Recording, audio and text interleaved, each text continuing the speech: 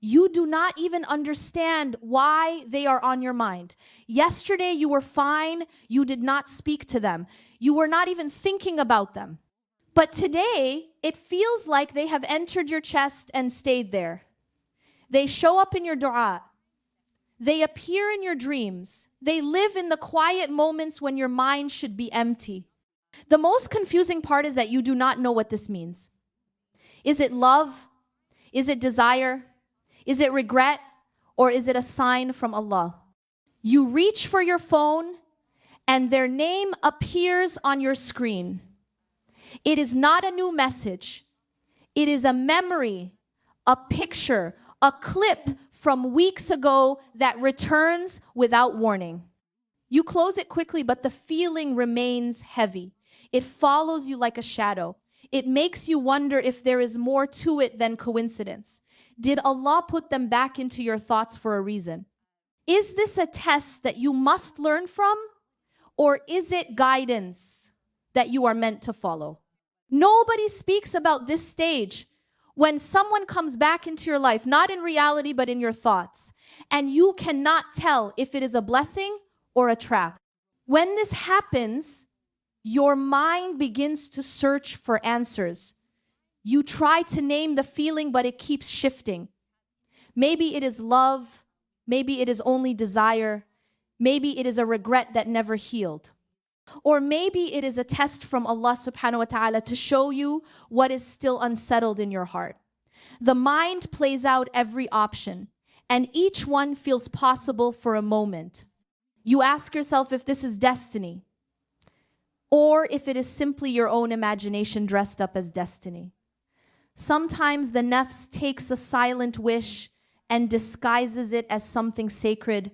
Sometimes shaitan whispers into your heart and convinces you that distraction is guidance. And sometimes Allah allows a thought to return, not because the person is written for you, but because the thought itself is a mirror. It reflects the parts of you that still cling to what was or what you hoped would be. That is why it feels so heavy.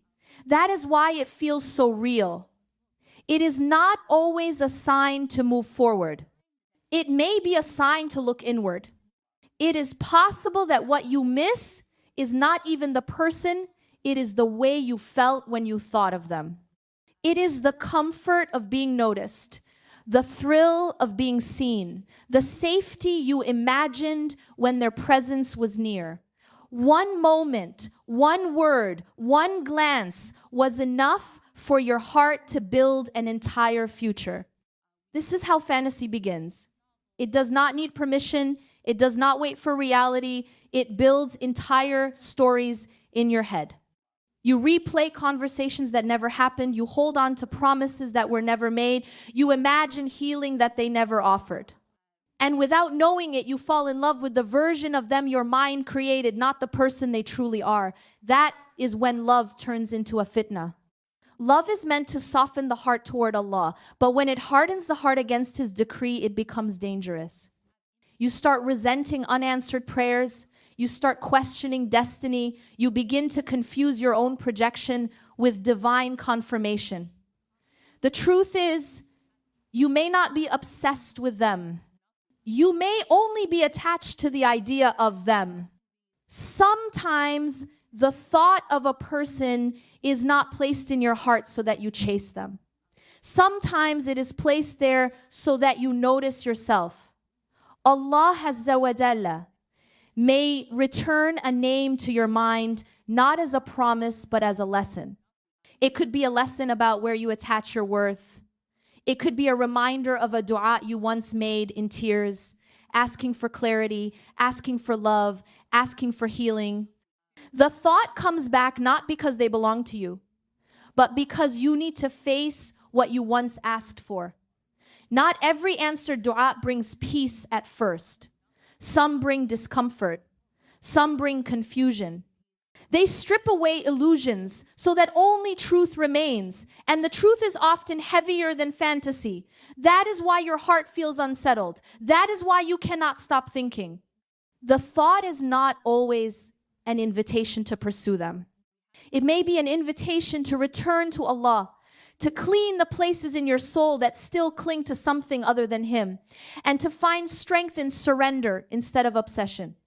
When the heart feels pulled in this way, you need to pause before you act.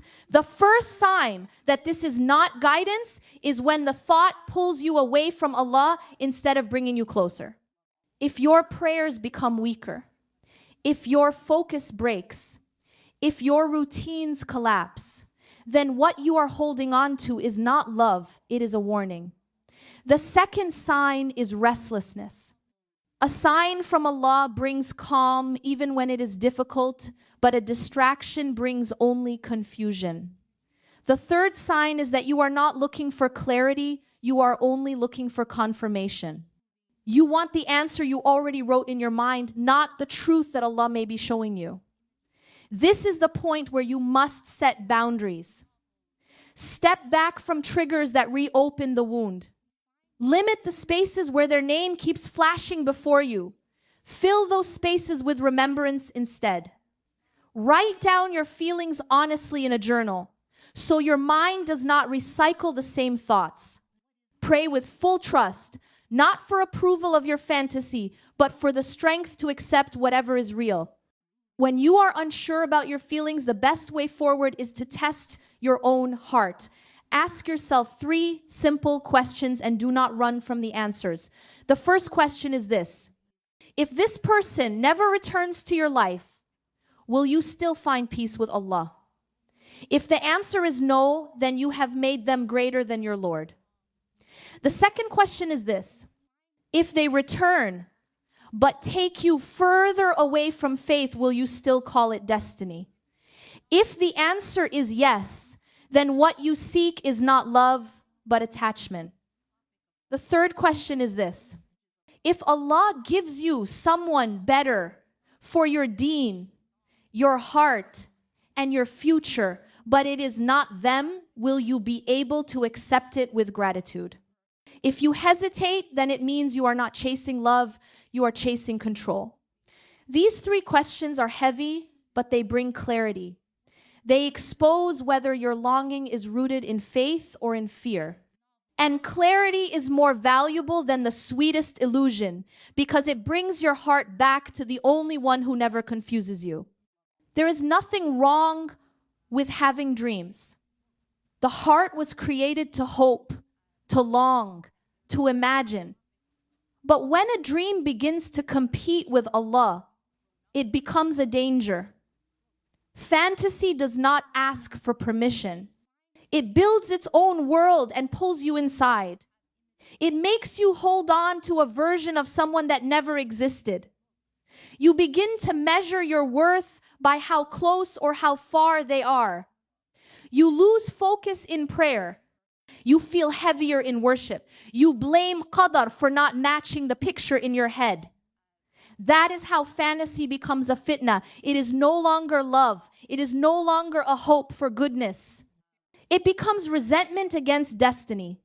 The Prophet ﷺ said that the heart of the son of Adam turns faster than a boiling pot. This means feelings are never stable. They are not always signs.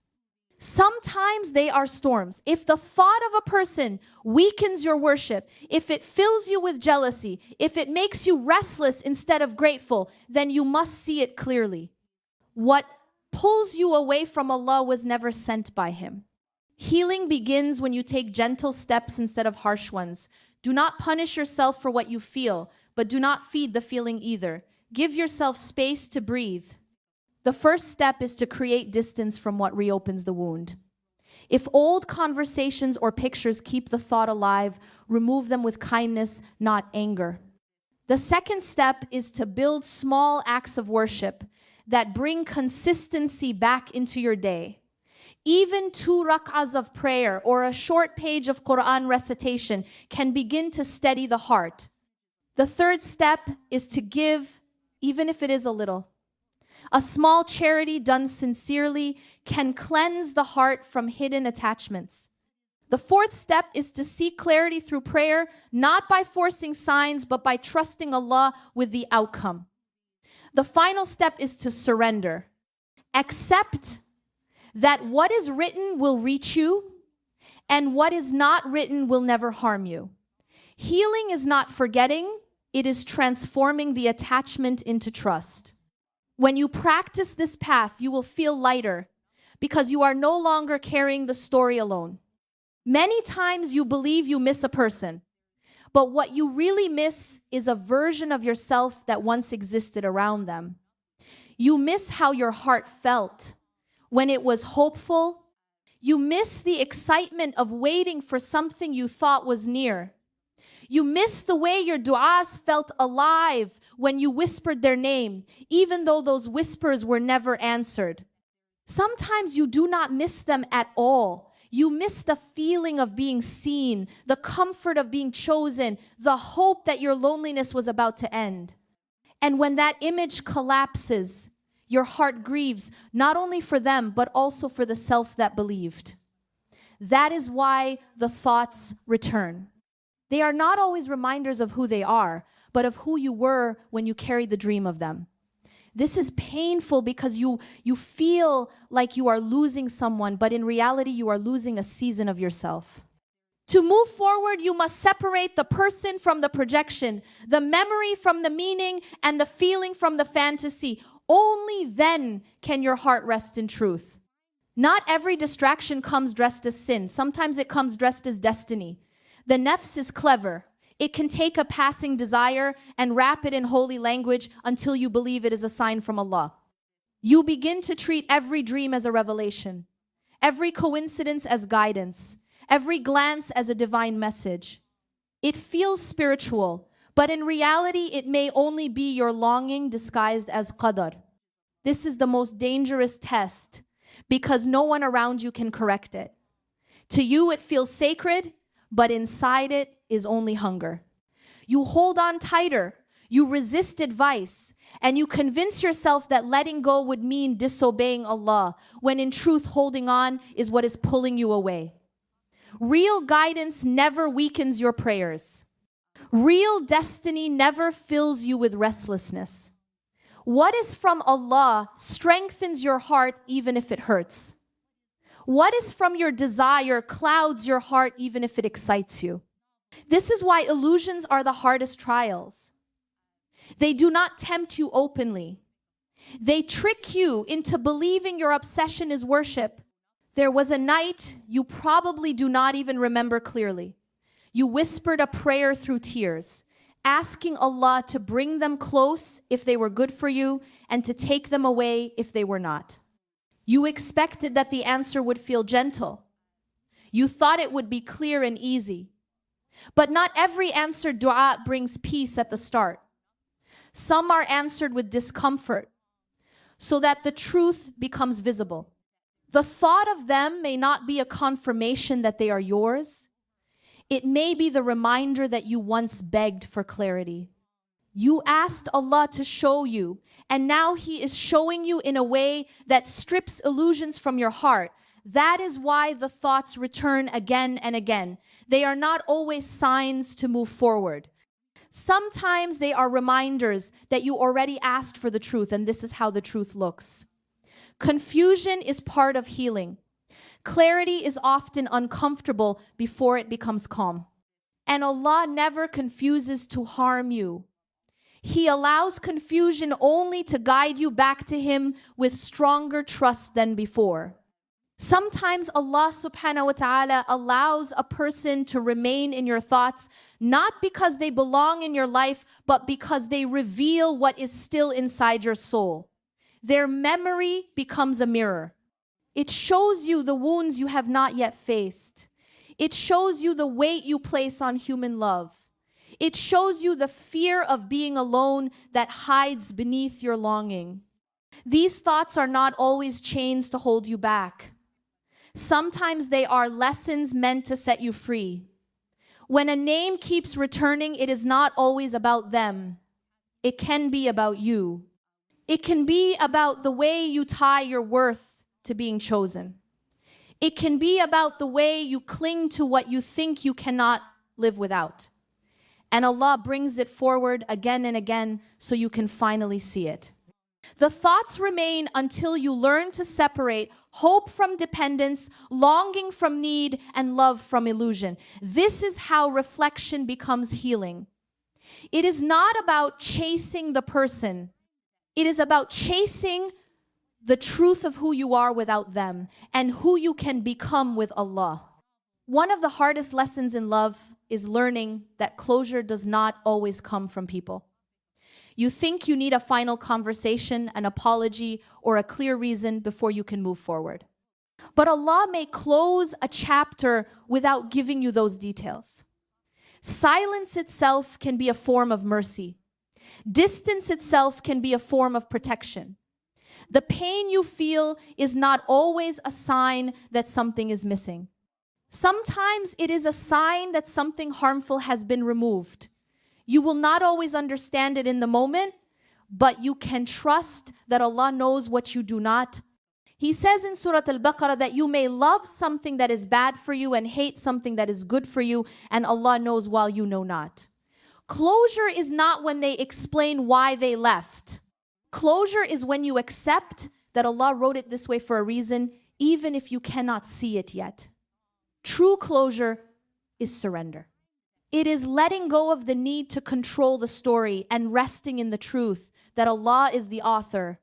When you want something deeply, the heart begins to search for signs everywhere.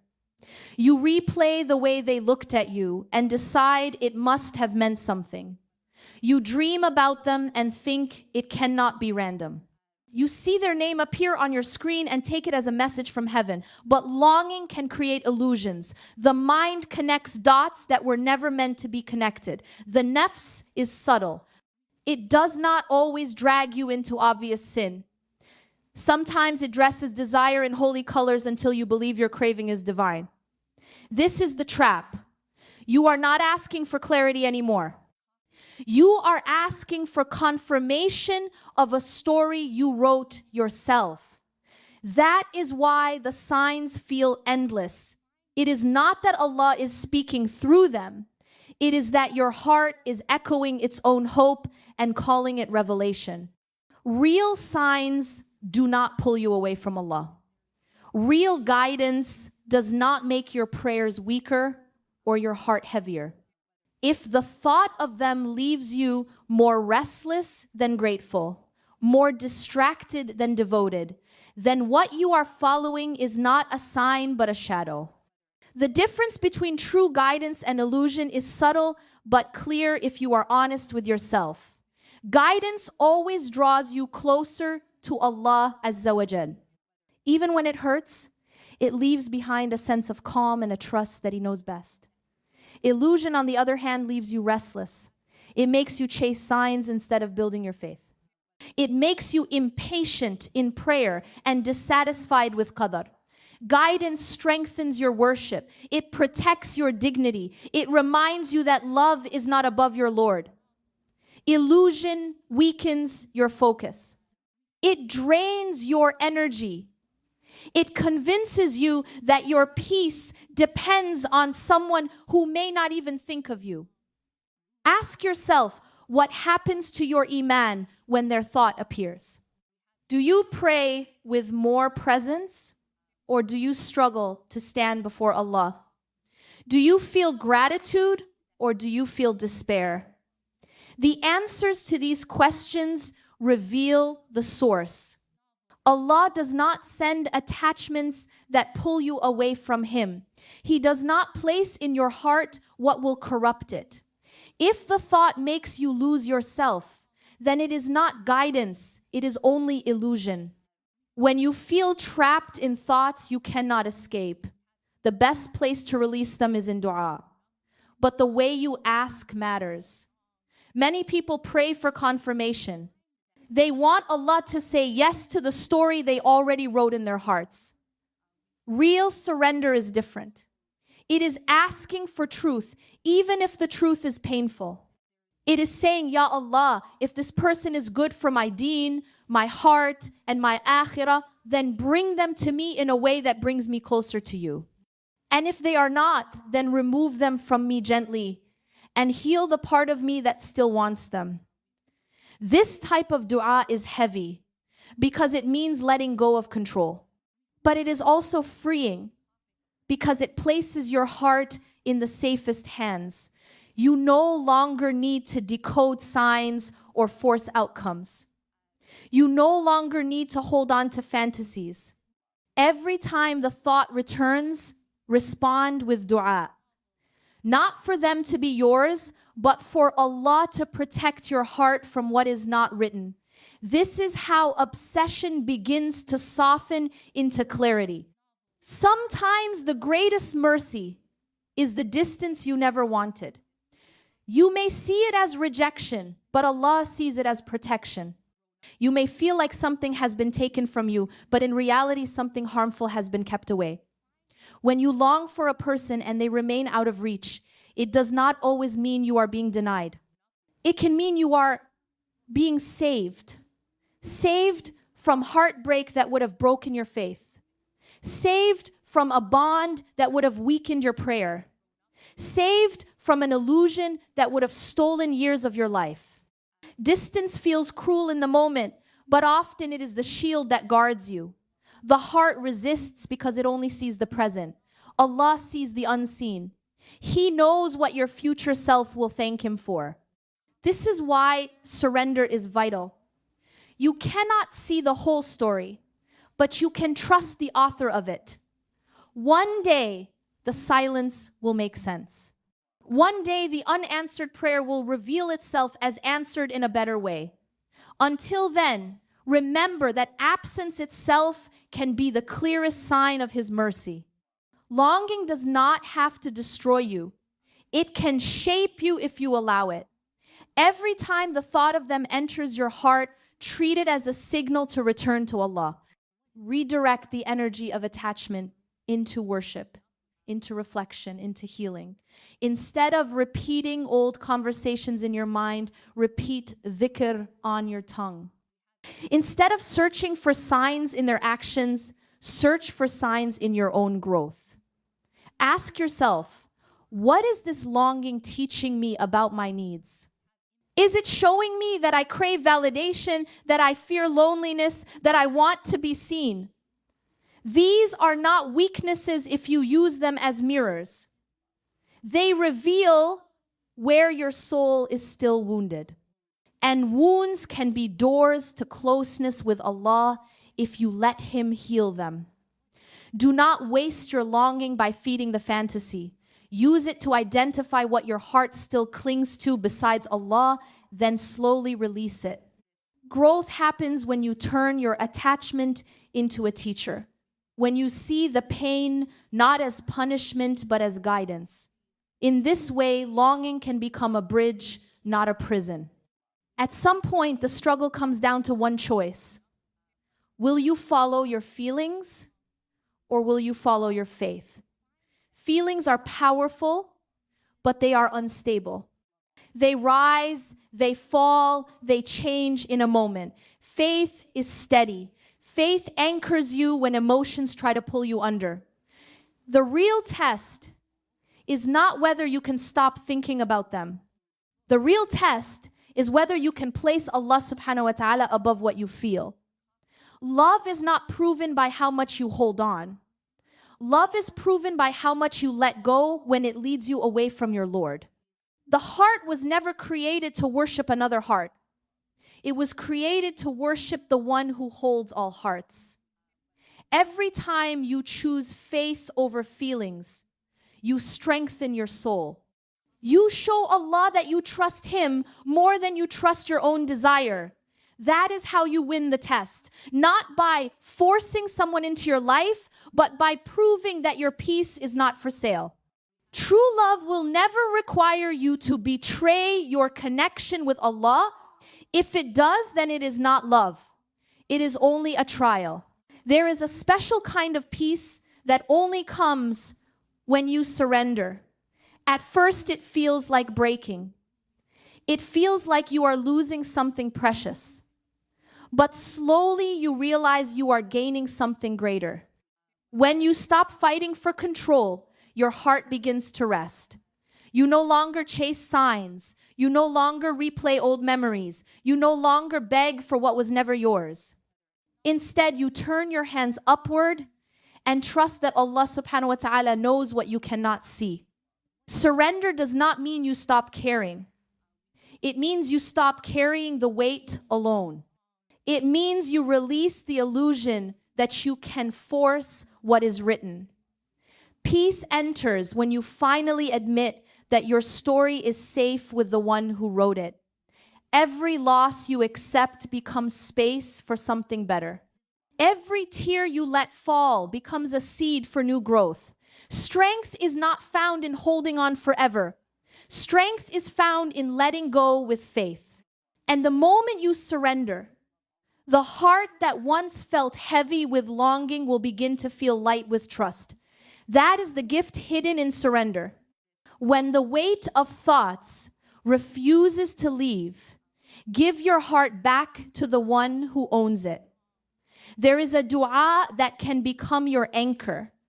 It is simple, but it carries depth.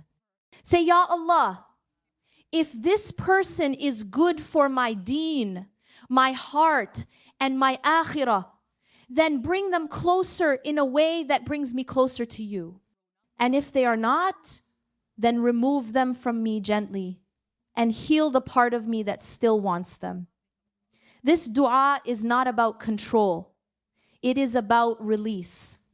It takes the burden from your chest and places it into the hands of Allah subhanahu wa ta'ala. It is not a guarantee that you will receive what you want. It is a guarantee that you will receive what is better. Every time the thought returns, whisper this prayer. Do it when you wake, when you lie down, when the memory interrupts your day. Over time, you will notice something. The thought may still visit, but it will no longer rule you. The dua will turn obsession into clarity and pain into trust. That is how the heart learns to rest. Your healing is not only for you. Sometimes the strength you find in surrender becomes a source of hope for someone else. That is why sharing your prayer can matter more than you think. When you write a dua in the comments or send it to a friend, you may touch a heart that feels the same pain but has no words. Allah subhanahu wa ta'ala can use your voice as a reminder for another soul. Healing often multiplies when it is shared. You begin to realize you are not the only one who has carried secret thoughts, silent obsessions, or unanswered questions.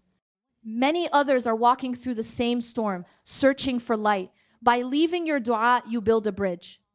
You remind someone that they are not weak, that they are not alone, that they can release the weight into Allah's hands. In this way, the community becomes part of the cure. One prayer can spark another. One comment can ease a stranger's burden.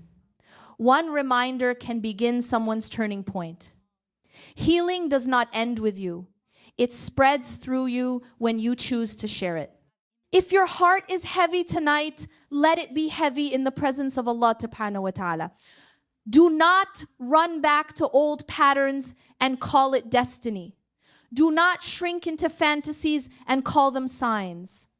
Choose this moment as a turning point. Release what was never yours and hold on to what will never leave you.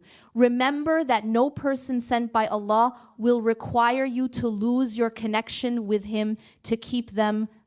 If someone pulls you away from prayer, from peace, from gratitude, then they were not written for you. Trust that what is truly written will come with ease, and what is not will never harm you. Your story is already safe with the one who authored it. So breathe, let go, and step forward with faith. If these words touch something inside you, carry them with you. Whisper the dua tonight before you sleep. Share it with someone else who may need it more than you know. Healing is not a straight path, but every step counts. Until we meet again, may your heart find clarity, May your soul find peace, and may Allah hold you gently in His mercy.